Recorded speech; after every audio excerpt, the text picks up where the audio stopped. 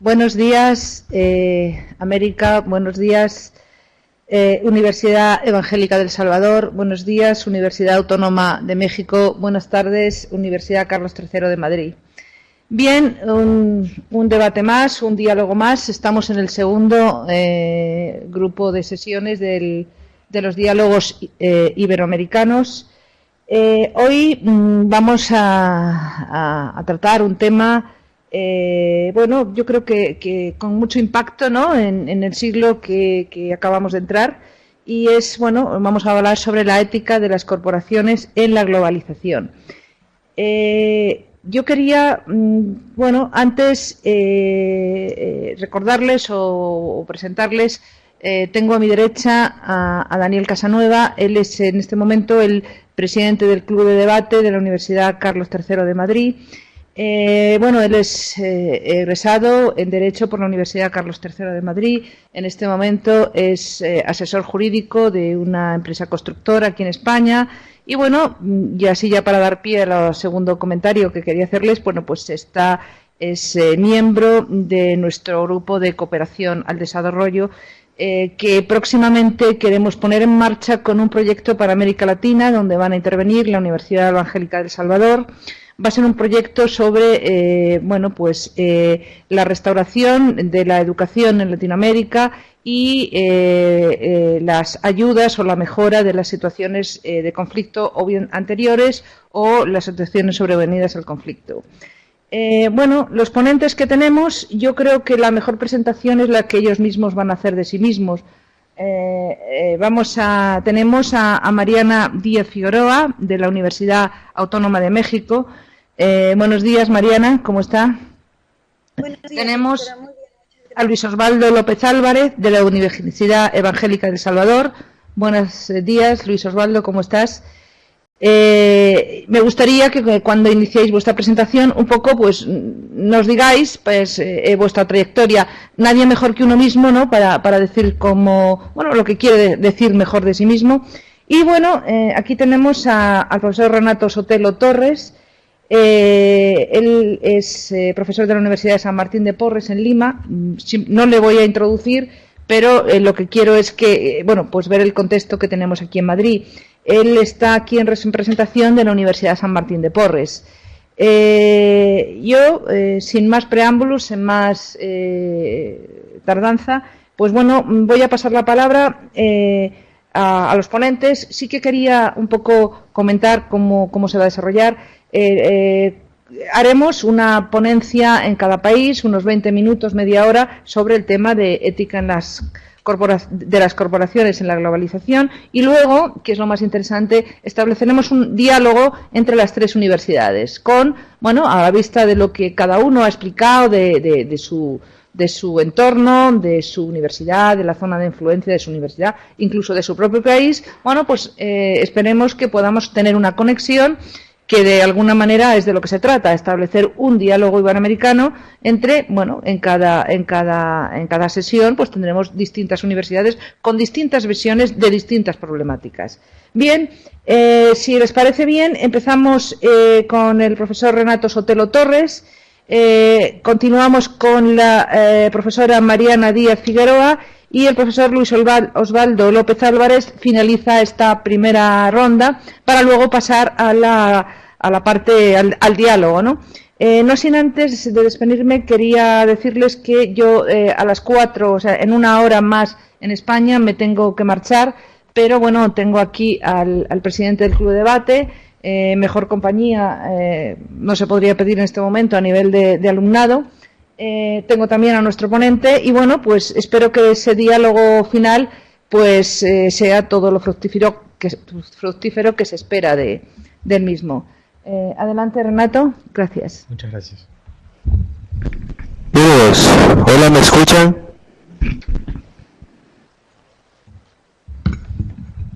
Hola.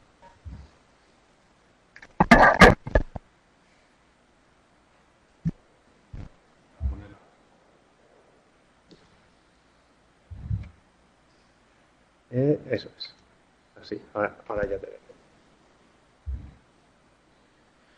Bien, buenas tardes. Agradezco la invitación a la profesora Celia de Lorenzo, a Daniel Casanueva, que permanentemente vienen impulsando este tipo de iniciativas en la Universidad Carlos III de Madrid, donde vengo cursando un máster de investigación en Derechos Humanos.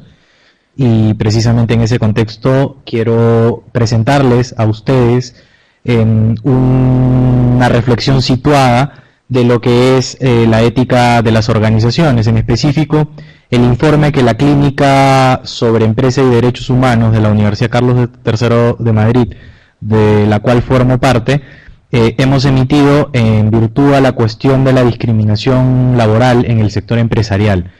En ese sentido, primero quisiera hacer una pequeña introducción respecto a lo que implica la palabra globalización y cuál de esos matices serían los problemáticos al momento de abordar la cuestión de los derechos humanos, ya que la actividad empresarial y los derechos humanos se enfrentan en una tensión permanente en ciertos contextos, como por ejemplo las actividades extractivas, y como vamos a ver hoy, respecto a la discriminación laboral por motivos relacionados a la contratación y al empleo. La globalización en sí misma no es una cuestión contradictoria a los derechos humanos, no es perjudicial per se. El profesor Boaventura de Sousa Santos dice que es importante destacar, por ejemplo, los efectos beneficiosos que tienen el intercambio tecnológico, el desarrollo y algunas cuestiones que de alguna manera han permitido que, sobre todo en esta dinámica sur-sur, se desarrollen, por ejemplo, cultivos alternativos que permiten enfrentar el hambre en regiones paupérrimas como la India o América Latina. Pero lo que sí sería problemático es la ideología que subyace a toda esta cuestión, que es una idea descarnada de neoliberalismo que lo que hace es propugnar un mercado desregulado y que en algunas cuestiones trae ciertos problemas. Y es precisamente los derechos humanos que tienen una vis expansiva en materia regulatoria la que entraría ahí a tallar para de alguna manera nivelar esas asimetrías entre actividad empresarial e individuo. Por una idea de que existen algunos poderes salvajes, como los denomina Ferrajoli, que lo que hacen es desconocer en el día a día ciertos enfoques de dignidad humana. Entonces,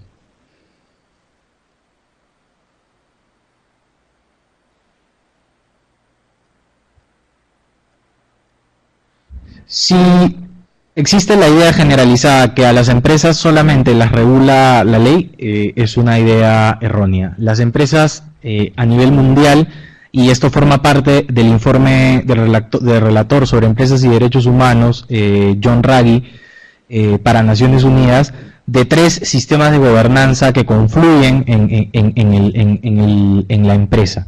El primero, el sistema de derecho público y de la autoridad, que precisamente ahí están los derechos humanos. Es un sistema de derecho público que de alguna manera tiene su fuente en la Constitución o en los tratados internacionales. Un sistema social basado en las expectativas sobre la conducta empresarial y que de alguna manera tienden a conseguir algo que en la doctrina se denomina confianza, la búsqueda de confianza. No se puede imaginar una actividad extractiva como oro, como plata en América Latina si es que la empresa no cumple con ciertos estándares de lo que la comunidad que rodea esta actividad considera permisible. Es decir, si bien las empresas no tendrían obligaciones respecto a ciertos derechos humanos que le es atribuible directamente, sí existen mínimos morales que de alguna manera esas empresas tienen que cumplir porque de alguna forma son el resultado esperado por parte de estas comunidades. Y un tercer sistema, que es un sistema interno, que supone la visión estratégica, un diseño institucional por parte de la empresa y un sistema de gestión integrados entre la central y aquellas filiales que puede tener la empresa. La propuesta de la clínica es diseñar una alternativa en materia de responsabilidad social corporativa, que es una idea que agrupa estos dos últimos sistemas de gobernanza empresarial. En el sistema de derecho público está claro que la discriminación está sancionada por la Constitución española, la salvadoreña, la peruana, y los tratados internacionales a los cuales se adhieren estos estados. Pero lo que hay detrás es una idea de que la igualdad formal tiene que ser complementada con una idea de igualdad material, que es igualdad ante la ley en la ley e igualdad en el trato. En este sentido se ha trabajado en el derecho internacional desde mediados del siglo XX la idea de proscribir una discriminación en el lugar de trabajo, y así la Organización Internacional del Trabajo ha adoptado un convenio sobre discriminación en materia de empleo y ocupación. En ese sentido, lo que desde la propuesta elaborada de la clínica postulamos es que la discriminación basada en la condición de salud física, incluyendo la infectocontagiosa, que es como la denomina, por ejemplo, la Convención Interamericana contra toda forma de discriminación e intolerancia, se encontraría de alguna manera como uno de los motivos prohibidos en esta idea de igualdad material y evidentemente de igualdad formal.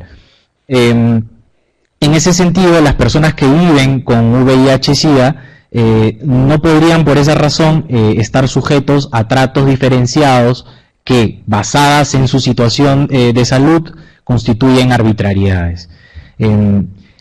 Si eso está claro a nivel del sistema de derecho público, pues de qué manera la empresa, dentro de la debida diligencia, tiene la posibilidad de desarrollar más, de modo más acabado, esta propuesta.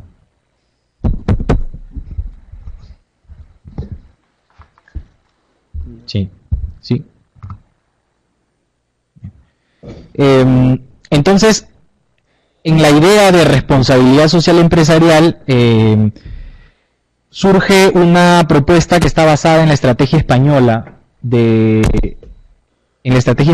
responsabilidad social corporativa 2014-2020 y sobre el borrador del Plan de Acción Estatal de Empresa y Derechos Humanos, que desde hace un quinquenio ya sigue todavía en cuestión de pendiente de aprobación, y una estrategia renovada de la Unión Europea sobre responsabilidad social corporativa en Europa. Entonces, de alguna manera hemos conjugado esas tres herramientas de gestión para construir una propuesta potente que lo que haga es ayudar, orientar a las empresas a adoptar mayores cánones de protección a nivel de su actividad. ¿De qué manera lo hemos hecho? Pues tomamos en cuenta los principios rectores de las Naciones Unidas sobre Empresa y Derechos Humanos. Aquí puede ser controvertido si es que estos principios rectores contribuyen o no al tema de empresa y de derechos humanos. Algunos considerarán que es un retroceso porque no fija compromisos claros. Otros dirán que es importante porque de alguna manera consolida muchas de las cosas que se han venido debatiendo en el derecho internacional y en el derecho nacional en los últimos 30 años. Nosotros nos adherimos a la segunda idea y rescatamos un valor metodológico en estos principios rectores, y lo que hacemos es complementar la idea de responsabilidad social corporativa con la idea de los principios rectores en materia de empresa y de derechos humanos. ¿Qué resulta de este matiz? Primero, que la empresa tiene que someterse a un compromiso político que sugiere una declaración pública que exprese sus compromisos y responsabilidades. Este compromiso político tiene que ser permanente, reiterado y adoptado en todas las instancias empresariales, no solamente, por ejemplo, por la Oficina de Recursos Humanos, sino también por parte de los altos directivos, en los que, en este caso situado, suponga la proscripción a nivel de la empresa de la discriminación por VIH-Sida. Lo segundo es una idea de debida diligencia, que no es un mandato abierto para que la empresa haga lo que quiera, sino la posibilidad de que la empresa adapte sus actuaciones dependiendo de los contextos. No es igual hablar de una empresa hotelera en República Dominicana que hablar de una empresa extractiva, por ejemplo, en la zona del Cerrejón en Colombia o del proyecto Conga en Cajamarca. Las poblaciones sobre las que impacta y las actividades que realiza son completamente distintas. Entonces, de alguna manera, este mandato de optimización, denominado debida diligencia, permite tener cierta adaptabilidad al momento de implementar cuestiones relacionadas a los derechos humanos. Y un tercer punto, que es la restitución y o reparación, que básicamente supone mecanismos de reclamación a nivel operacional. Esta debida diligencia la dividimos en cuatro momentos. Primero, una evaluación de los impactos y el diseño de un plan de acción previo, que es catalogar y conocer las normas aplicables, identificar los grupos de interés que hacíamos mención hace un momento, teniendo una perspectiva de género, de diversidad cultural, de diversidad etaria.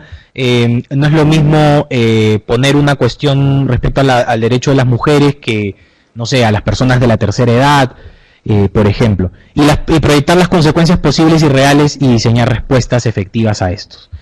Un tema de integración, esto tiene que ser incorporado a la empresa y asignar responsabilidades en cada una de las funciones y niveles adecuados. Un seguimiento, que no es otra cosa que verificar la eficacia de estas medidas adoptadas, pero un monitoreo interno aún. Y una comunicación de resultados, que lo que busca es no solamente la legitimidad de la actuación empresarial, sino la transparencia y rendición de cuentas. Y también, en ese sentido, tomar en cuenta la posibilidad de aplicar auditorías por órganos externos que de alguna manera acrediten si la empresa está llevando a cabo de modo adecuado estas políticas en contra del VIH-Sida. Podemos, por ejemplo, citar las normas ISO o normas de acreditación de esa naturaleza. En el primer punto habíamos hablado de la evaluación de impacto, y esto es básicamente lo que nosotros hemos sugerido a las empresas que conforman el tejido industrial en España, ¿no? Primero, pensar, y este es un ejemplo de la veintena de evaluación de impacto que hemos hecho de modo hipotético. Si nosotros pensamos que la parte interesada es los trabajadores, los directivos y los accionistas, pensemos, por ejemplo, en el daño emocional que eventualmente se daría por una actitud, una frase o una conducta a nivel interno que produzca un daño emocional al trabajador y que de alguna manera lo estigmatice frente a sus compañeros de trabajo. ¿Qué hemos nosotros, por ejemplo, en ese caso, considerado dentro de la acción preventiva?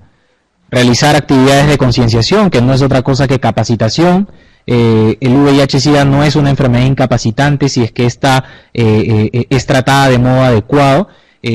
Existen actividades que de alguna manera son más sensibles, como por ejemplo un odontólogo, un médico que lleve a cabo su labor estando o conviviendo con VIH-Sida, pero sin embargo científicamente se ha comprobado que ni aún en esos casos extremos es posible el contagio cuando de alguna manera hay una responsabilidad por parte de la persona que vive con VIH-Sida. El diseño en un segundo momento de un manual interno sobre VIH y SIDA, y la posibilidad de diseñar folletos, boletines, afiches de información sobre este tema. ¿Qué es lo que hemos hecho en la propuesta de mitigación, ¿no? Una evaluación del cumplimiento de las labores de capacitación, por ejemplo, la temporalidad en la que se realizan estas labores de capacitación, cuántas personas están asistiendo efectivamente, si es que hay un seguimiento al aprendizaje de los demás trabajadores, y finalmente una acción de restitución y o reparación en caso ya se presente el hecho y no se pueda adoptar medidas previas, pues sería la atención psicológica oportuna y suficiente.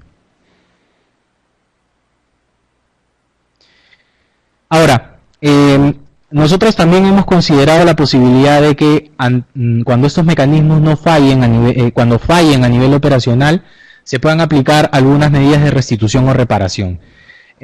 Aquí pues la clínica está impregnada por el trabajo de muchas personas que vienen de América Latina, y hemos tomado en cuenta, por ejemplo, los criterios acabados que tiene la Corte Interamericana para fijar cuestiones de reparación. Y de alguna manera hemos tomado estos conceptos y los hemos implementado de modo armónico en el campo empresarial, o al menos postulamos que es posible implementarlos. Primero, una cuestión de amonestación, que supone una advertencia de las medidas que la empresa adoptará respecto a las personas que cometen estas expresiones, una medida de compensación cuando la restitución de la situación no es posible, una disculpa pública o privada, dependiendo de lo que la persona afectada determine por parte de los funcionarios representativos de la empresa, una garantía de no repetición que supone acciones encaminadas a evitar futuras discriminaciones, y de alguna manera corregir aquellos factores que están fallando en la empresa, ¿no? Y medidas de rehabilitación, que no es otra cosa que atención psicológica, psiquiátrica, si cabe el término, ver la posibilidad de colaborar con priorización de atención, que la empresa tome en cuenta también, por ejemplo, la posibilidad de cubrir ciertos gastos en la atención del VIH-Sida, o NUSIDA en empresas que tienen personal altamente calificado, como aquellos que se dedican a la tecnología, llámese Microsoft o IBM. Ha documentado experiencias en el África, por ejemplo, que las empresas internalizan los costos de atención del VIH-Sida de sus trabajadores y de sus familiares, con la finalidad de no perder esa mano de obra altamente calificada que a lo largo del tiempo ha supuesto una inversión significativa en capacitación y en experiencia por parte de la empresa. Y de alguna manera eso en las sumas y restas termina siendo más favorable que el hecho de prescindir de una persona que vive con VIH-Sida. Claro está que en la detección de las pruebas de detección tienen que siempre ser voluntarias y tender a beneficiar a estas personas. De ninguna manera estas pruebas pueden ser obligatorias por parte de la empresa, con la idea o la búsqueda soterrada de despedirla por una cuestión de estigma. Finalmente, para ya ceder a mis compañeros en América al debate, quisiera alcanzar dos reflexiones finales puntuales. El primero, que es importante trascender a lo jurídico, porque como hablamos hace un momento, la globalización tiende a la desregulación, y se presentan casos de deslocalización de empresas que de alguna manera van a operar a lugares donde es más flexible la legislación laboral. Pensemos, por ejemplo, en Indonesia, donde incluso la jornada de las 8 horas no está reconocida legalmente. Entonces hay que trascender a lo jurídico a través de la responsabilidad social corporativa, lo que exige que toda empresa comprometida con los derechos humanos muestre una posición firme, permanente y pública frente al VIH-Sida. Sobre todo requiere la implementación de prácticas de debida diligencia. En ese sentido, se necesitan implementar herramientas tales como las auditorías externas, que brindan un soporte operativo y legal que permite medir la efectividad de estas iniciativas que están integradas al campo de la responsabilidad social corporativa. Y de alguna manera otorgar mayor credibilidad a la gestión empresarial y garantizar la obtención de la licencia social para operar, que finalmente es importante.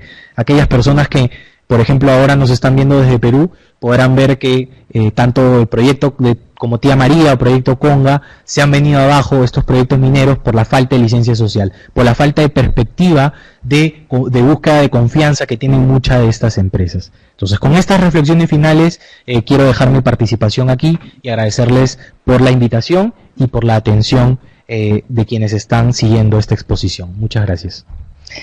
Muchas gracias, Renato. Desde luego tendríamos qué pena no poder estar al diálogo final, porque creo que vamos a tener o vais a tener que tratar muchas cosas e intercambiar muchos contenidos de experiencias, de lo que habéis profundizado en los estudios, etcétera. Bien, vamos a Mariana, vamos a pasar la palabra a la doctora Mariana Díaz Figueroa. Ella es profesora de la Universidad Autónoma de México y me gustaría que ella misma pues nos hiciese una presentación de quién es y cómo se ve. Mariana, por favor, cuando quieras. Claro que sí, doctora. Muchas gracias. Antes que nada me gustaría agradecer a todos ustedes por su presencia y sobre todo a los organizadores por esta gran iniciativa y por permitir a la UNAM ser parte de este movimiento. Bueno, me gustaría presentarme, como lo acaba de mencionar, doctora. Yo soy profesora de la Universidad Autónoma de México en el sistema abierto de la clase de Derechos Humanos y también laboro actualmente en la Suprema Corte de Justicia. Es un placer estar con ustedes. Bueno, en este momento me gustaría iniciar con mi exposición dando una pequeña introducción al tema y posteriormente aterrizándolo en un caso concreto. Perdón, quisiera saber si me escucho bien. Perfectamente. Perfectamente, Mariana. Mariana, perfectamente, la estamos escuchando perfectamente. Yo casi no escucho. En El Salvador casi no se escucha. Muy bajo.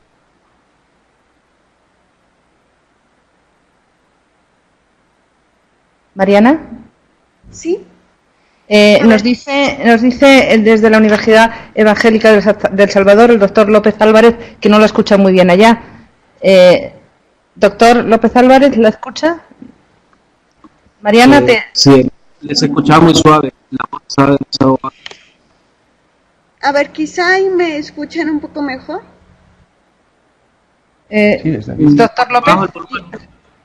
Mejor, pero no se escucha muy bajo. Nosotros también tenemos un poco de problemas con la transmisión de El Salvador. Nosotros los escuchamos desde Madrid a los dos perfectamente. Perfecto, pues si les parece continúo con la exposición. Si puede hablar un poco más, elevar un poco el tono, más que nada por el diálogo, ¿no? Para que no se nos pierdan así contenidos y podamos luego establecer un diálogo fluido, ¿no? De lo que están exponiendo. Claro que sí, con mucho gusto.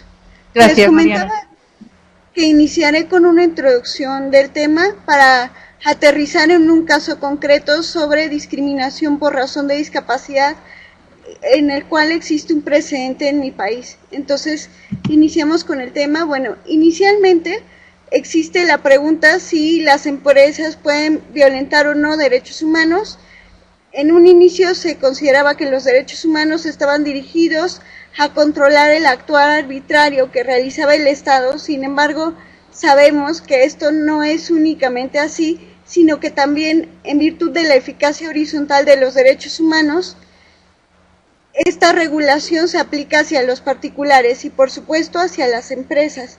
Y por eso es tan importante que las empresas verifiquen su actuación respecto a los derechos humanos.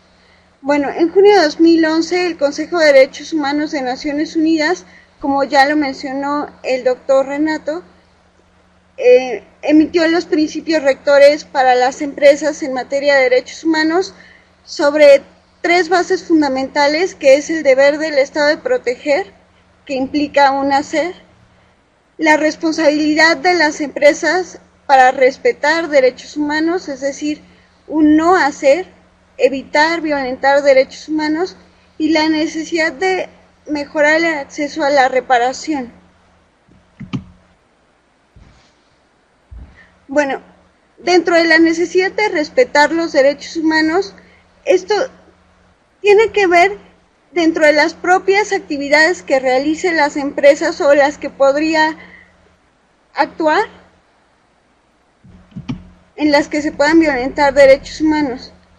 Y existen ciertas preocupaciones, sobre todo en México, porque tuvimos una visita del grupo que verifica estas actuaciones de Naciones Unidas, y justamente las principales preocupaciones tienen que ver, uno, con consulta previa, porque tenemos muchos megaproyectos en México donde no se realiza una consulta previa, y creo que esto sucede mucho en países de América Latina. Conozco algunos casos en Perú, no estoy segura en El Salvador, y creo que este podría ser un buen punto de diálogo.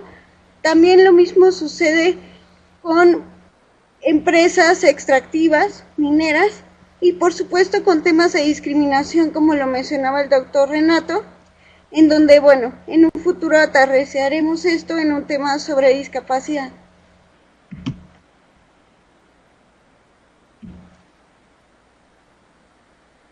Sí, lo oímos Bueno, perfectamente, como les doctora. comentaba, tuvimos la visita de el grupo de expertos, que son cinco expertos independientes que vinieron a México y verificaron la situación de las empresas y los derechos humanos, y justamente hicieron hincapié en esto, en que por un lado los megaproyectos generan muchas violaciones de derechos humanos, y por otro lado todo el aspecto laboral, en donde no existe un salario mínimo adecuado, en donde las cuestiones de seguridad social también afectan en gran medida a todos los trabajadores. Esto se refleja en graves violaciones de derechos humanos que realizan las empresas hacia los particulares y que por supuesto deben ser reguladas y verificadas por el Estado.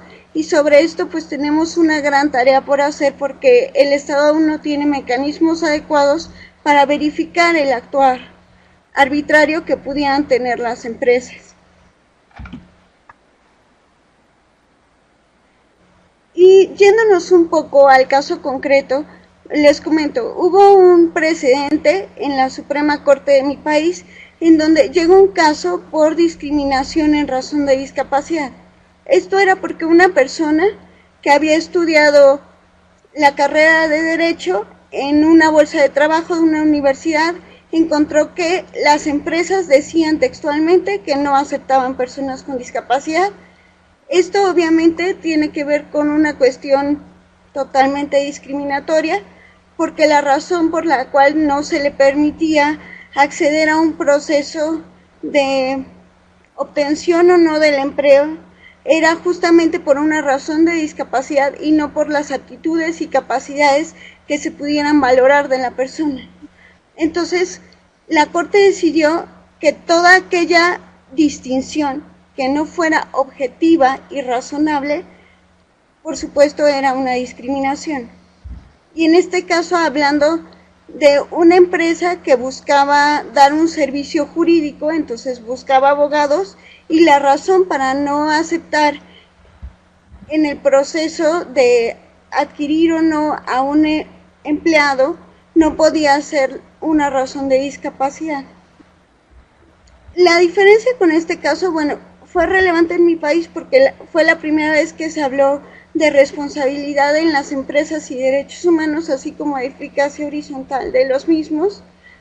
Y la particularidad es que esto se encontraba en una bolsa de trabajo y la persona no fue a solicitar el empleo tal cual, y por esto se le había negado en un primer momento el amparo de la justicia, porque el amparo mexicano requería en ese momento una afectación directa de la esfera jurídica, y se decía que el hecho de no haber ido literalmente a solicitar el empleo hacía que no existiera realmente una afectación en la esfera jurídica. Sin embargo, esto lo analizó con mucho cuidado la Suprema Corte de mi país y decidió que no era así, que el simple hecho de establecer en una solicitud de empleo que no se acepten personas con discapacidad, es decir, con un motivo discriminatorio, era per se una discriminación y no era necesario ir a solicitar el empleo, porque esto lo que hacía era generar una revictimización de las personas con discapacidad, porque desde un principio se les decía que estaba negada la posibilidad de que fueran a solicitar el empleo sin que se les permitiera participar en igualdad de condiciones con los pares para competir en la obtención o no del empleo. Entonces, creo que esto es algo muy relevante. ¿Y esto qué quiere decir? Que todas las empresas necesariamente tienen que contratar personas con discapacidad cuando éstas les soliciten empleo. No, no necesariamente. Lo que implica, y es algo muy importante, es darles la misma oportunidad de acceder en igualdad de condiciones para verificar si cumplen con las aptitudes que solicita el empleador o no. La diferencia entre una razón por motivos discriminatorios para no aceptar a alguien o no, como ya lo decía la Suprema Corte, es si éstas resultan objetivas y razonables. Un ejemplo de esto, quizá un poco absurdo, pero para que nos quede más claro, es si una empresa jurídica busca abogados que tengan, no sé, facilidad para hablar francés, por ejemplo, porque tienen actividades con estados franceses, etcétera. El hecho de solicitarles que hablen adecuadamente francés o inglés o algún otro idioma no puede ser considerado como discriminatorio porque es un elemento necesario para realizar el trabajo. Sin embargo, si como este caso se realiza todo esto en virtud de una cuestión que no es objetiva ni razonable como la discriminación, entonces ahí la empresa está generando y violentando derechos humanos.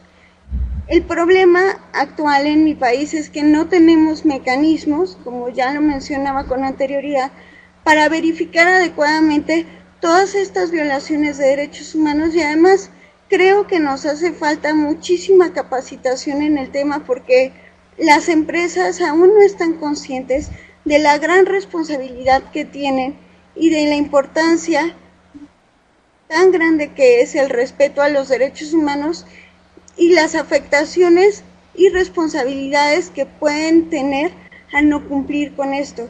Y por supuesto, como ya lo mencionaba el doctor, y creo que este también va a ser un punto importante del diálogo, sería muy importante poder establecer ciertos mecanismos para el seguimiento y bases que pudiéramos tener objetivas en virtud de las cuales se pueda concluir si una empresa violenta o no derechos humanos. Y por supuesto tendría que verse el contexto y cada empresa en específico, porque no es lo mismo una cuestión laboral que una explotación minera y los permisos que se necesiten y los derechos humanos involucrados.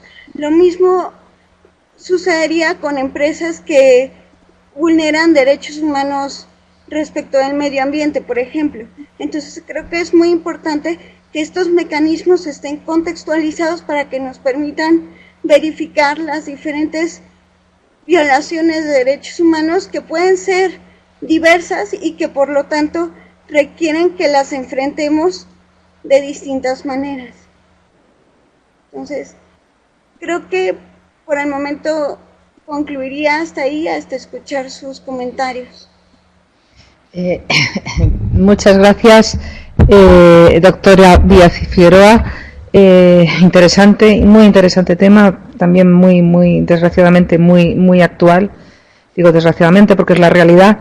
Y bueno, ya para concluir y antes de empezar que empiecen ustedes el diálogo, bueno, el doctor Luis Osvaldo López Álvarez, Universidad Evangélica de Salvador, nos gustaría escuchar un poco quién es, cuáles son sus inquietudes, cuáles son su línea de trabajo, su línea de investigación. Adelante, doctor López Álvarez. Buenos días a la doctora Figueroa México y buenas tardes a la doctora Celia y compañía de España. En primer lugar por brindar la participación en la Universidad Evangélica de Salvador en este segundo diálogo internacional. A mí me gustaría precisamente hablar sobre la experiencia de El Salvador en el tema. Doctor, discúlpeme un segundo, doctor López Álvarez. No sé si hay una distorsión de la voz. Doctora Díaz Figueroa, ¿le escucha bien al doctor López Álvarez? También lo escucho cortado, doctora. Un poco entrecortadamente. Quizás sea el micrófono allá en El Salvador, el que tiene... Nos comentan que sí. Ahora se escucha bien. Sí, ahora se escucha perfecto. Sí. Quizá a lo mejor es la proximidad del micrófono. ¿Sí?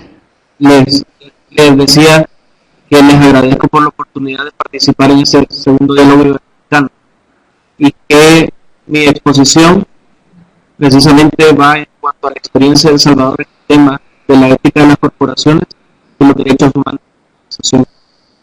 La exposición va en cuanto, primero, una parte introductoria y la exposición de 3 casos relevantes: las corporaciones financieras, la industria agrícola y una multinacional de Coca-Cola Company. Primero, el tema de la ética, la moral y el derecho. Se habla sobre un mínimo ético, cómo el derecho es capaz de regular la moral y cómo la moral es el mínimo necesario, decía Jelinek y Jeremy Bentham, para que la sociedad pueda sobrevivir. En ese contexto, en el año de 1997 se da la mayor crisis o escándalo financiero para El Salvador, de la financiera Incepro, con un desfalco de aproximadamente 143 millones de dólares, porque es la moneda nacional de El Salvador. La relevancia del caso era que esta corporación, precisamente financiera, tenía los ahorros y ofrecía una tasa de interés alta a personas de la tercera edad. Deciden acudir a la corporación financiera atraídos por las ganancias o las ganancias que se les ofrecían, y en un momento la financiera se ve en quiebra total y las personas de la tercera edad pierden la totalidad de sus ahorros, con los cuales pretendían cubrir los últimos años de su vida. A través de este escándalo financiero, El Salvador empieza con el tema del gobierno corporativo y surgen las normas del gobierno corporativo para las actividades financieras. Cualquiera diría, bueno, tienen una herramienta legal que va a modificar el gobierno corporativo para prevenir nuevamente los impactos que pueda presentar cualquier fallo dentro del control de la banca, que al final es uno de los sectores más importantes de El Salvador. Bueno, a través de esas normas de gobierno tenía por objeto establecer las bases mínimas que deberían adoptar las entidades del sector financiero, sobre todo en cuanto al gobierno corporativo. Pese a ello, en el contexto actual, en el 2015 y 2016, en El Salvador tenemos un presidente actualmente detenido y procesado por corrupción y lavado de dinero, otro en exilio en Nicaragua por un proceso de investigación por lavado de dinero y enriquecimiento ilícito.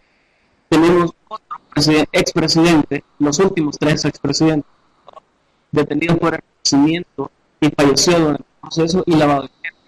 La pregunta es, ¿cómo esas normas corporativas para la actividad financiera fueron o no eficaces para la prevención del dinero, que al final se pone en juego la credibilidad del sistema financiero y nuevamente los ahorros de nosotros, de los ciudadanos y ciudadanas comunes, no de los accionistas del banco?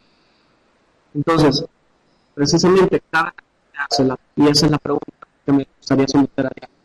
La autorregulación, estos marcos normativos legales que yo sé que existen en México, porque también estudié en la Autónoma de Nuevo León, ¿será suficiente para las corporaciones?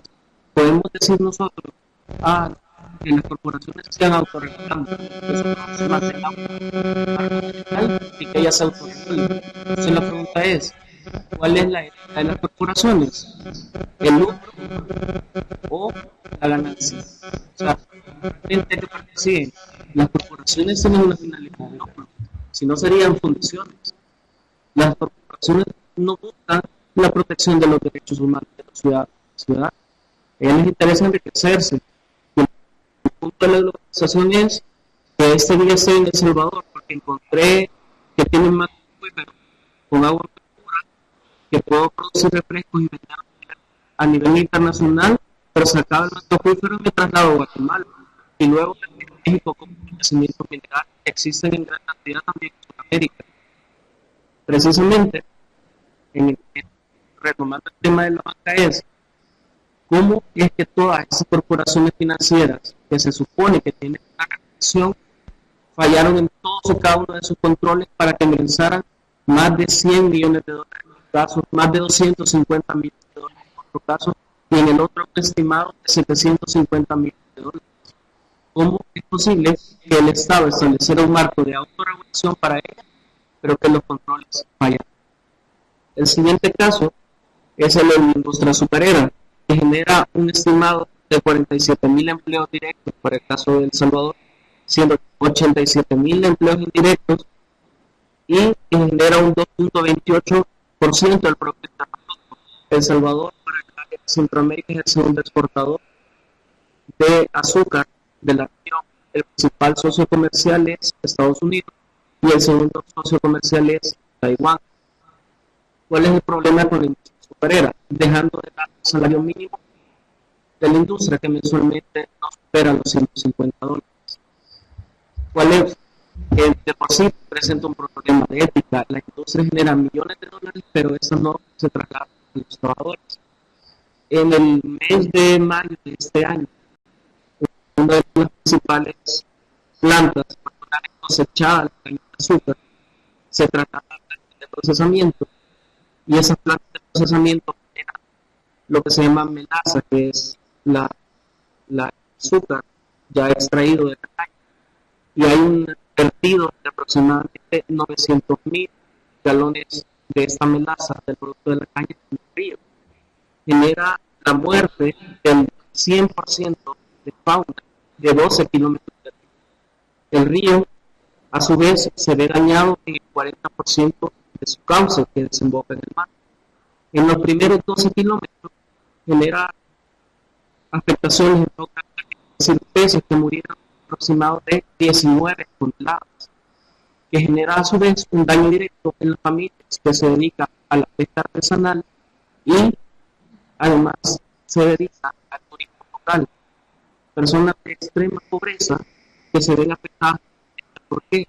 Por una industria azucarera que carece de regulación, tiene un marco normativo de prohibiciones de discriminación laboral, salarios mínimos que son risibles en cuanto a la ganancia que genera la corporación. Pero dejamos que la industria se autorregule, que genere los empleos que necesite bajo el lema de genera 47.000 empleos. Pero en el mundo que falla, genera igual la afectación en el río, que se estima que en los próximos 10 años va a restablecerse o restaurarse el medio ambiente. Esta semana se condena por $1.5 millones, pero esa condena va para el Estado de El Salvador, no para las personas que tenían pesca artesanal. Nuevamente nos lleva la pregunta: ¿las corporaciones respetan los derechos humanos o esta corporación se comprobó en el juicio que no había tomado ninguna medida para garantizar que no se dañara el río que tenía contiguo a menos de 500 metros? No tenía ninguna medida de contingencia. Ante el hecho, lo único que se hizo fue llevar un tractor y tratar de hacer una luz de tierra. Luego tenemos el tercer punto que quería poner: la embotelladora de Coca-Cola Company en El Salvador, que es una de las multinacionales más grandes a nivel mundial, SABMiller. ¿Por qué escoger a El Salvador entre todas las naciones de América Latina para producir un estimado de 100.000 cajas de bebidas diarias? 100.000 cajas de Coca-Cola diarias salen de un municipio contiguo a San Salvador que se llama Nejapa, con 30.000 habitantes y ubicado apenas a 21 kilómetros. ¿Por qué escoger todas las ciudades de El Salvador a Nejapa? La escogen porque tiene unos tantos acuíferos más antiguos y más grandes que abastecen precisamente a 2 o 3 millones de salvadoreños. Nosotros en El Salvador apenas somos 5 millones. ¿Por qué escogerlo? Precisamente porque El Salvador, hasta la fecha, carece de una ley de agua. Puede venir una empresa multinacional y explotarla.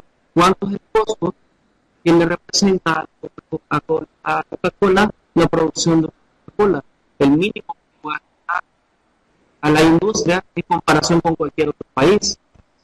¿Qué sucede? Para la producción de cada litro de Coca-Cola se utilizan 2 litros de agua que no necesita ni tan siquiera purificación, porque es la agua pura que puede encontrar, porque está a un kilómetro de profundidad bajo roca volcánica. Precisamente el acuífero es la materia prima que buscaba la Coca-Cola Company para hacerlo. Nunca creo que dijo Coca-Cola Company: necesitamos ir a crear fuentes de trabajo a una economía de tercer mundo. Coca-Cola Company, su ética de trabajo fue: necesitamos materia prima, El Salvador latino, construyamos. Esa es la importancia del tema, y los estudios que demuestran que en un aproximado de 25 a 30 años el manto acuífero ha sido agotado por su sobreexplotación, ni la multinacional está dispuesta a detener su producción, ni el Estado salvadoreño ha demostrado ser capaz de frenar ese comportamiento, dado que desde el 2012 se encuentra detenido el proyecto de ley de agua. pese a que el Tribunal Constitucional ha emitido que el derecho al agua es un derecho de rango constitucional y tanto autoridades como particulares, porque para el caso de El Salvador nosotros sí contamos con un amparo contra particulares, es decir, nosotros podríamos presentar un amparo contra la Coca-Cola Company por la afectación del derecho al agua, no obstante nadie lo ha hecho. No tenemos una política adecuada que pueda frenar el comportamiento de las corporaciones. Tenía otros 6 casos más que podría comentar. Autodeterminación informativa y las empresas que se mueven de un país a otro recopilando información crediticia, el Tratado de Libre Comercio y las semillas transgénicas que nos tienen directamente el país, las empresas constructoras multinacionales con proyectos que nosotros tenemos de construcción de puertos o represas hidroeléctricas, temas de lavado de dinero o cualquier otro tipo de industria. En conclusión, ¿qué podemos observar de estos casos como similares? Es evidente que la similitud radica precisamente en el comportamiento ético de las corporaciones y, como lo he manifestado, no es más que el del enriquecimiento y la optimización de sus recursos para llevar ganancias a sus accionistas, a sus socios, pero no siempre en beneficio de la población, sino más bien de los accionistas de esas corporaciones. La autorregulación, el establecimiento de buenas prácticas para los gobiernos corporativos, sí se ha hecho en la bolsa de valores, sí se ha hecho en la banca, pero no han producido los resultados esperados. Las vulneraciones a los derechos fundamentales salvadoreños siguen existiendo. La autorregulación, por lo tanto, a mi parecer, no constituye una herramienta efectiva para modificar el comportamiento moral de las corporaciones, y por lo tanto es necesario, por lo menos, una economía y con una democracia frágil como la salvadoreña y otra relación, que existe un papel vigilante del Estado en la realización de normas coercitivas, de instituciones efectivas y eficientes, pero un tema que le va relacionado con la posición de los dos predecesores, la educación en materia de derechos fundamentales de los ciudadanos y ciudadanas es fundamental para que sean capaces y seamos capaces de reclamar el respeto a las actividades fundamentales básicas para la propia supervivencia frente a corporaciones que pueden movilizarse a nivel global, que cambien las operaciones y se seca el mar acuífero de El Salvador en 5 años, por cualquier otra cosa. O sea, ellos siempre van a tener la capacidad de movilizarse en cualquier lugar del mundo donde se encuentre la materia prima necesaria para su industria. Un tema importante que ha modificado el panorama salvadoreño ha sido la ley de transparencia, o sea, el acceso a la información pública.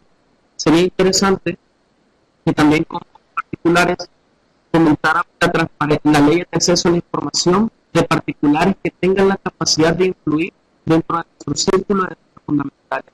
Es decir, la transparencia de información de particulares dado el tipo de las corporaciones.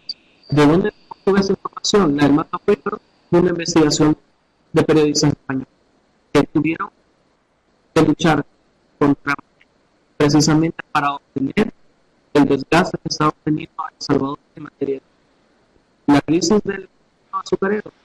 No se quería dar a conocer precisamente cuánto era el impacto de. Por eso me parecería que la transparencia o el acceso a la información de multinacionales precisamente debería de positivizarse como un derecho fundamental para que los ciudadanos y ciudadanas puedan tomar acciones frente a los abusos que puedan estar cometiendo. Hasta acá mi participación.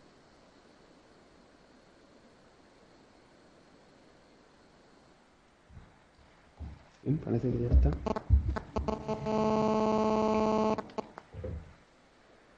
Hola, profesor Luis. ¿Ha acabado ya? No sabemos si... Bien. Es que de vez en cuando estamos teniendo problemas de conexión. Pues sí, había acabado. Estupendo. Pues si les parece a los ponentes, procedemos ahora a abrir el diálogo y a poner en común las diferentes visiones que han ido exponiendo. Renato. Sí.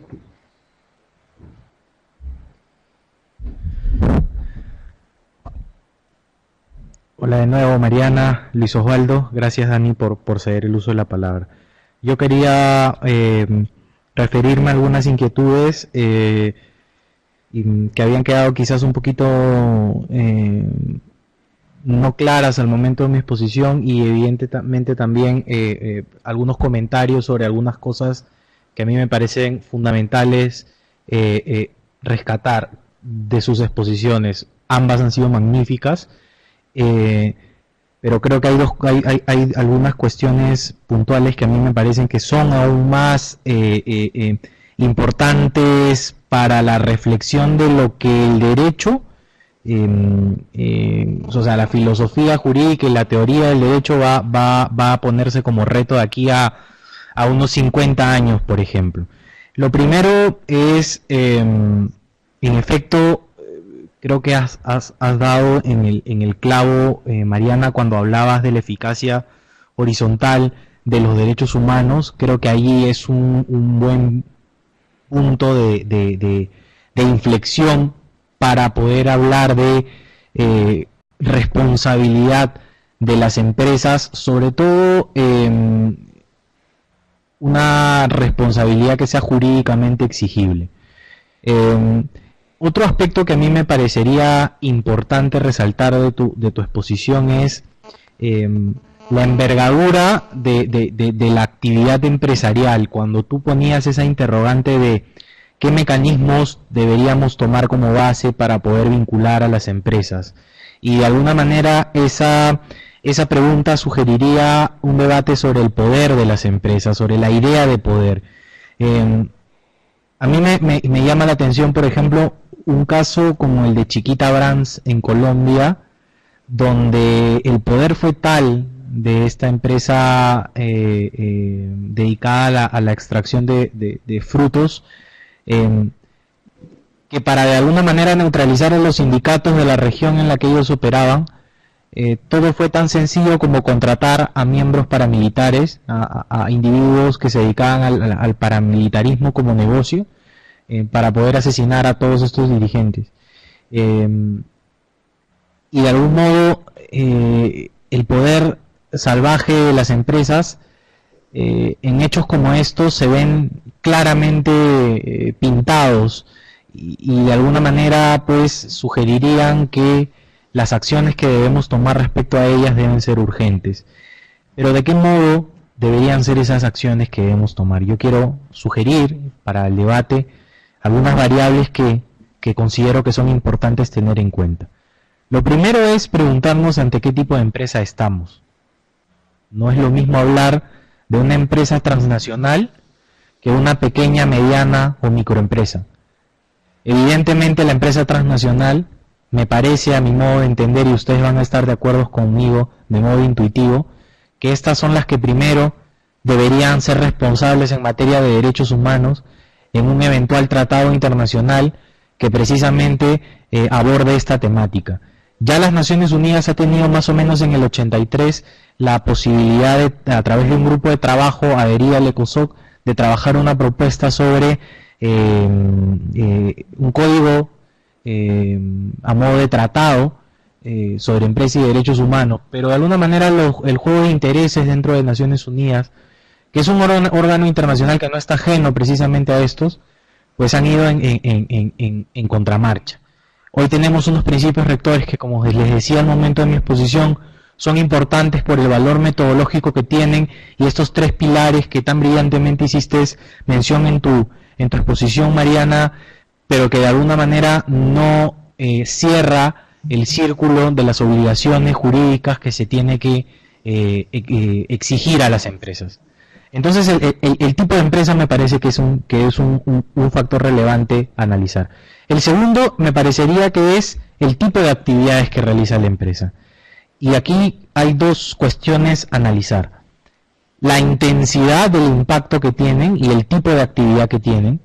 No es lo mismo hablar de una empresa que se dedica a una minería de baja intensidad que a una actividad extractiva de alta intensidad, donde evidentemente están en tela de juicio no solamente el tamaño territorial de la actividad propiamente dicho, 3, 4 pozos petroleros, sino el impacto que sobre la tierra va a tener esta actividad, que no solamente se va a medir en los años que dure la licencia que otorga un gobierno, sino en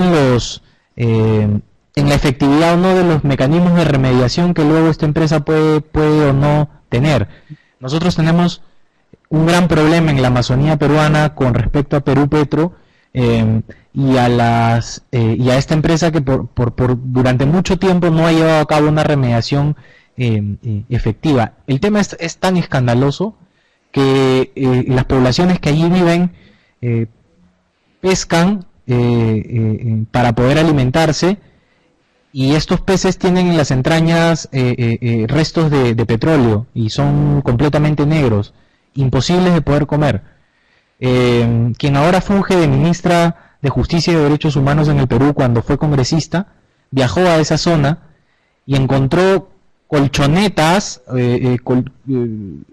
que se generaron de la propia mezcla entre la tierra y los residuos del petróleo. Parecían unas camas de estas resorteras que usan los niños para poder jugar, pero era evidentemente material completamente nocivo y contaminante. Entonces, esa es otra cuestión que deberíamos analizar, el tipo de actividad y la intensidad de la actividad. Y un subpunto dentro de este desarrollo sería los grupos de interés sobre los que impactan, ¿no? En la responsabilidad social corporativa se habla, por ejemplo, de stakeholders, ¿no? Que fundamentalmente, cuando tenemos una empresa extractiva, serán, por ejemplo, las comunidades campesinas, las comunidades indígenas sobre las que impactan. Serán, no sé, las comunidades que viven al borde del camino en los cuales se llevan a cabo estas actividades. Entonces, habría que determinar muy bien el grupo poblacional sobre el cual tiene impacto, pero no solamente ponerlo en términos de personas, sino también en fauna y en flora,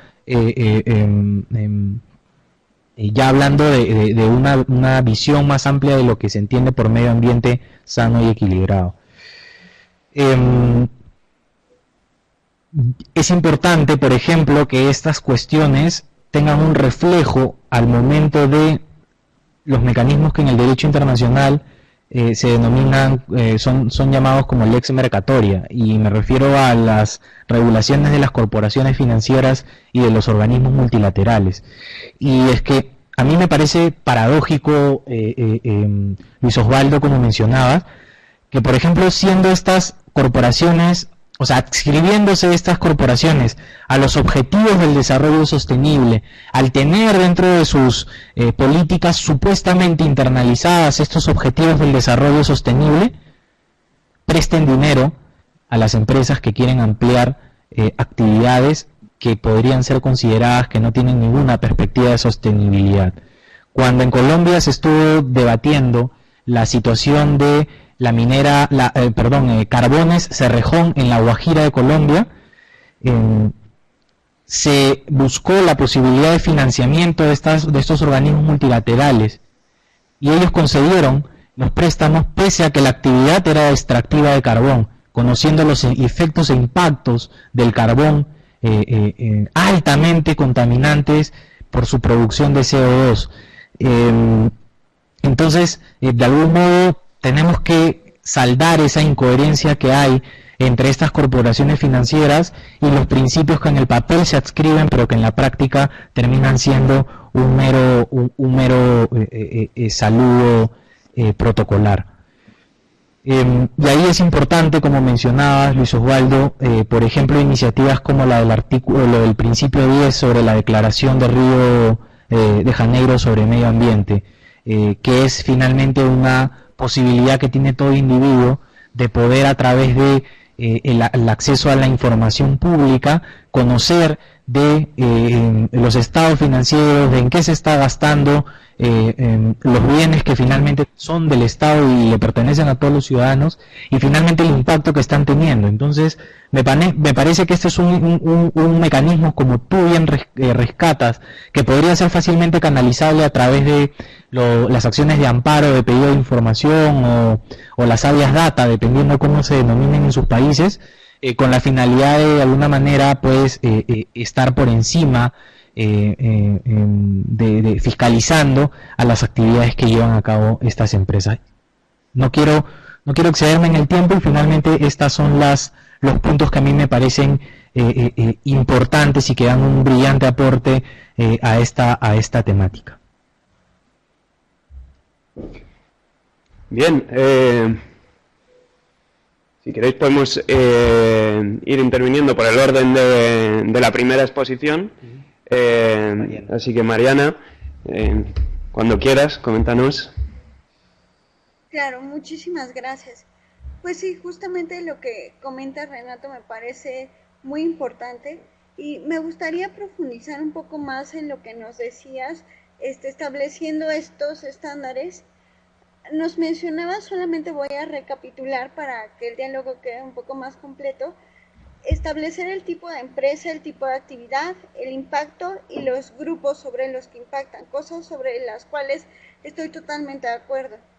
Creo que esto nos serviría mucho, sobre todo para lo que mencionábamos y que tiene que ver con algo que decía el profesor del Salvador. Muchas veces se pide que las empresas se autorregulen y esta autorregulación resulta muy complicada porque la finalidad de las empresas, como decía el profesor del Salvador, no es preponderantemente la protección de los derechos humanos. Si bien tendría que estar encaminada a la protección de los derechos humanos, se entiende que una empresa lo que busca es un beneficio económico, etc.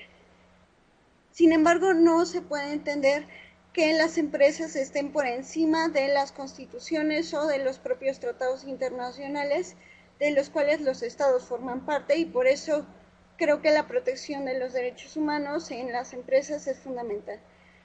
Pero bueno, atendiendo a estos principios, creo que sería muy importante, como lo mencionabas, Renato, establecer esto. ¿Para qué? Para que se puedan establecer sanciones. Es decir, en un primer momento lo ideal sería que la empresa se autorregulara.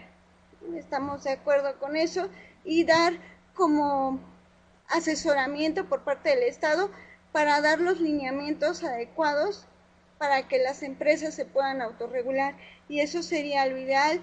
Es más como una cuestión preventiva, porque estando las empresas conscientes de que pueden vulnerar derechos humanos, podrían evitar estas actividades que violentan derechos humanos. Sin embargo, si esto no es suficiente, como en muchos casos sucede y como en nuestros países nos hemos dado cuenta constantemente, entonces lo que sería adecuado sería sancionar esta actividad irregular de las empresas. Y creo que ahí es lo relevante de los puntos que mencionabas, Renato.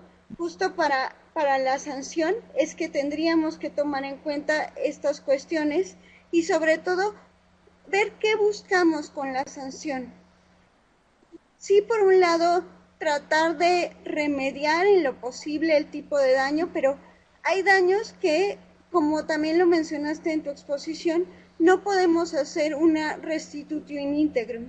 Entonces, tendremos que buscar mecanismos alternativos y también saber qué es lo que buscamos como eliminar. En este caso, y me voy a referir un poco, por ejemplo, a estos casos de discriminación, sobre todo cuando hablamos, y me refiero un poco como a la parte filosófica, en estos casos de discriminación, donde no es una discriminación,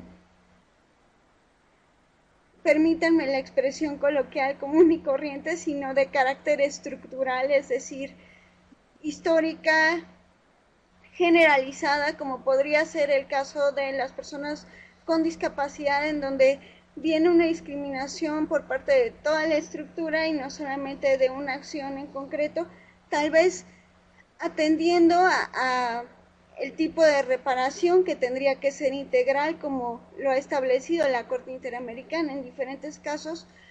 Podríamos buscar sanciones, no sé, por ejemplo, en este caso económicas, tal vez por daño moral, que sean lo suficientemente fuertes para desincentivar las actividades de estas empresas y tratar de que queden como un factor de ejemplo para que otras empresas no discriminen, por ejemplo.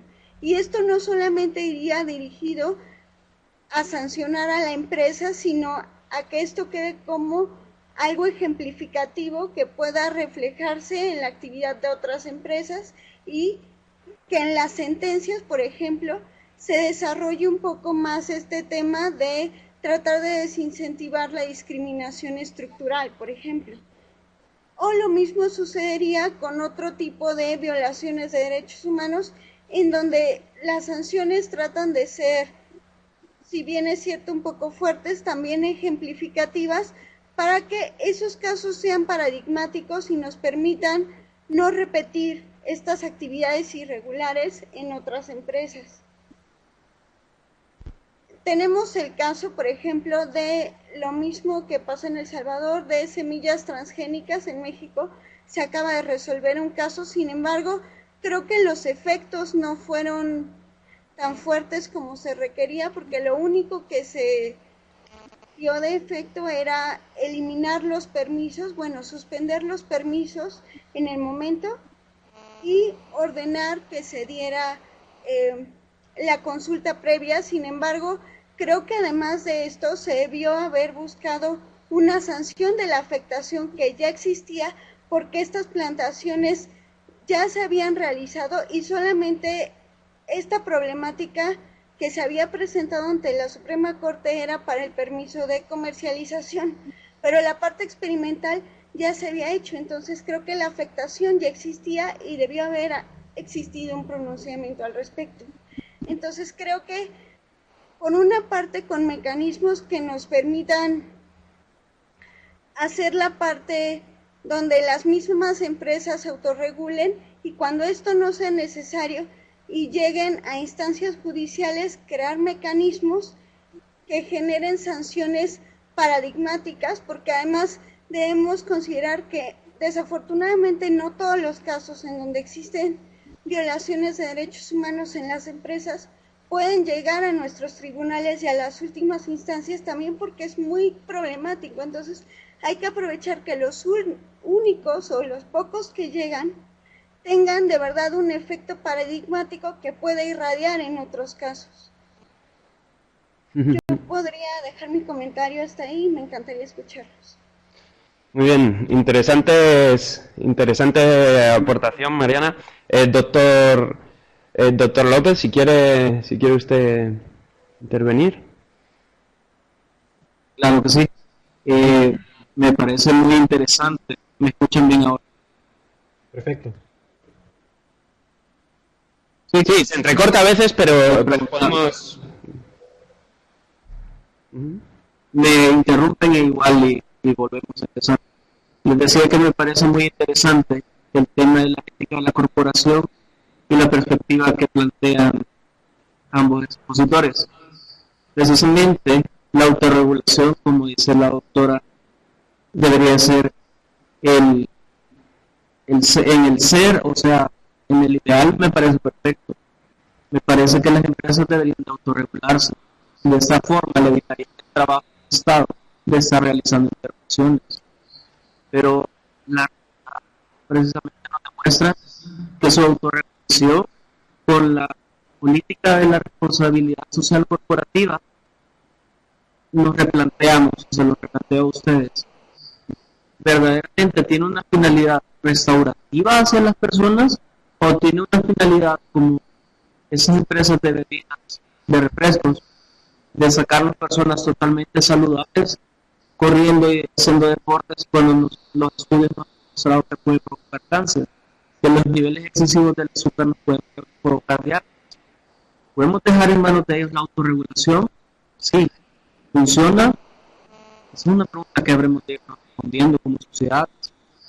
La finalidad de la sanción, comparto totalmente, debería ser reparativa o restaurativa hacia la víctima del caso concreto, pero también tiene que tener una finalidad preventiva o disuasiva, porque si las empresas buscan lucro, ninguna empresa va a querer perder una cantidad grande de dinero en una multa.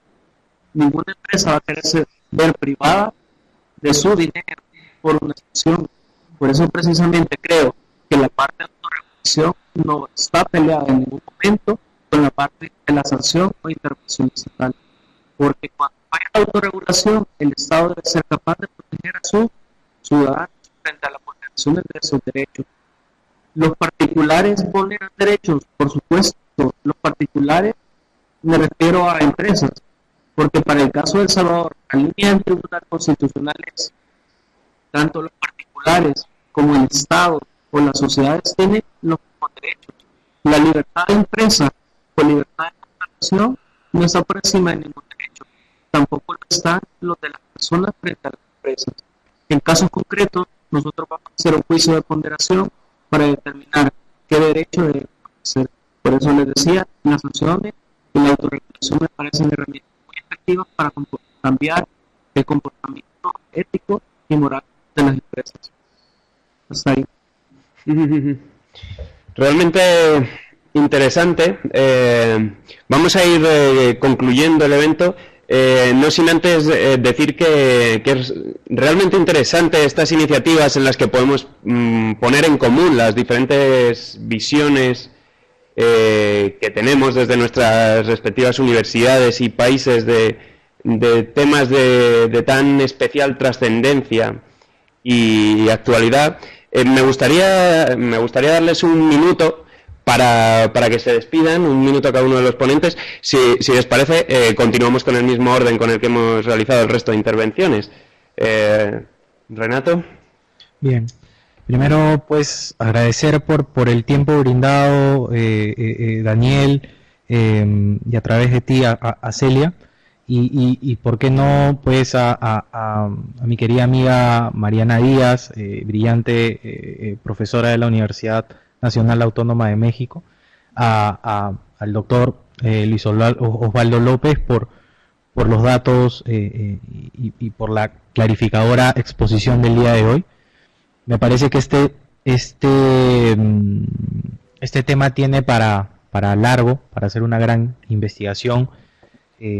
Precisamente uno de los temas que estoy tocando en mi trabajo final de maestría es el relacionado a la ética de las corporaciones, y para mí, más que compartir conocimientos, un aprendizaje de lo que ustedes, de sus vivencias y de los datos que hoy día han expuesto aquí. Creo que además sería la posibilidad de en este momento comprometernos, por ejemplo, a proponer en el marco de este diálogo iberoamericano alguna publicación física o virtual que pudiera poder recoger por escrito esto que nosotros hemos expuesto, y de algún modo pues que esto alcance a la mayor cantidad de personas y que estas reflexiones de alguna manera lleguen a quienes están o a quienes tienen en sus manos poder solucionar este tipo de cuestiones problemáticas. Entonces, para mí ha sido un placer. Espero concurrir a la próxima, a la tercera edición del Diálogo Iberoamericano, y bueno, quedo al servicio de ustedes y a espera de lo que esta iniciativa demande. Muchas gracias. Muchas gracias, Renato. Profesora Díaz. Muchas gracias. Sí, antes que nada, me gustaría agradecer mucho a la Universidad Carlos III, a los ponentes, por la oportunidad que le da la Universidad Autónoma de México de participar en este diálogo. Espero que tengamos la oportunidad de participar nuevamente. Por supuesto, a la Universidad Nacional Autónoma de México por todo su apoyo, y al director de la Facultad de Derecho por darnos las facilidades de hacer esta transmisión, y a los doctores que participaron, al doctor Renato, al doctor del Salvador, muchísimas gracias. Creo que ha sido un diálogo muy enriquecedor, creo que quedan muchos temas en la mesa, y me sumo a la iniciativa de poder aterrizar todo esto que hemos estado conversando en un documento, en una propuesta en donde pueda quedar un poco más claro la necesidad de verificar la responsabilidad de los derechos humanos de las empresas y las cuestiones que deben tomarse en cuenta, ya sea para la autorregulación o para la sanción en el caso de que no se cumpla con esta regulación y con el respeto a los derechos humanos. Creo que ha sido un gran ejercicio y les agradezco infinitamente la oportunidad. Muchas gracias. Profesor López. De igual forma, agradecerle al profesor Carlos III por la oportunidad para participar Universidad de Bélgica, mi persona representando a los ponentes que sinceramente me dan una perspectiva diferente del tema de las corporaciones y pues aceptar el compromiso de que esta ponencia se convierta en un documento, un artículo y poderlo precisamente compartir, porque pues a través de la educación siempre logramos ese cambio estructural en nuestra sociedad. No queda a su servicio, doctores, en cualquier tema a través de la universidad pueden hacer el contacto y espero que ese diálogo pueda repetirse. Pues muy agradecido para nuestra universidad, para nuestra sociedad. Gracias. Bien, pues yo en nombre del Club de Debate de la Universidad Carlos III,